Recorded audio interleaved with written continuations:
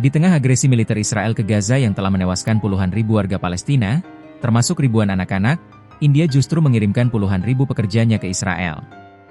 Langkah ini menuai pujian dari pemerintah Israel, tapi juga kecaman dari banyak pihak, termasuk Serikat Buruh India sendiri. Apa alasan dibalik langkah kontroversial ini? Bagaimana dampaknya bagi pekerja India, perekonomian Israel, dan perjuangan rakyat Palestina? Kita akan kupas tuntas. Sejak Oktober 2023, India mulai mengirim pekerja ke Israel. Jumlahnya hingga Juli 2025, 20.000 orang. Pengiriman ini berdasarkan perjanjian bilateral yang ditandatangani pada November 2023. Pekerja ditempatkan di sektor konstruksi dan pengasuhan, caregiver. Latar belakangnya, Israel kehilangan tenaga kerja setelah mencabut izin kerja 70.000 warga Palestina pasca agresi ke Gaza. Sebelum perang, tenaga kerja Palestina sangat vital bagi ekonomi Israel, khususnya di konstruksi. Pencabutan izin memicu kekosongan besar di sektor tersebut.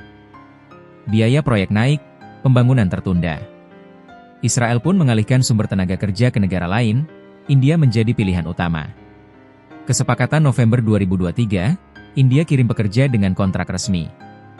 Upah dijanjikan hingga 3 kali lipat dari gaji di India. Agen perekrutan seperti Dynamic Staffing Services menyebut ribuan orang telah dikirim. Peran pekerja India dianggap krusial dalam menjaga roda ekonomi Israel tetap berputar di tengah konflik. Serikat Buruh AIKTU menolak keras pengiriman ini, menyebutnya proyek bunuh diri. Alasannya, 1. Risiko keselamatan tinggi di wilayah konflik. 2. Dukungan tidak langsung terhadap agresi Israel. Kritik moral, India dianggap mengikis dukungan historisnya terhadap kemerdekaan Palestina. Pernyataan tajam Wakil Presiden AIKTU, pemerintah India tidak peduli dengan rakyatnya sendiri maupun korban genosida di Gaza.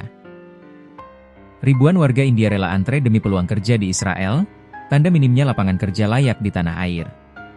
Studi World Inequality Lab 2024, ketimpangan pendapatan India termasuk yang tertinggi di dunia. Pertumbuhan ekonomi India memang tinggi di angka makro, tapi sebagian besar rakyat miskin tidak merasakannya.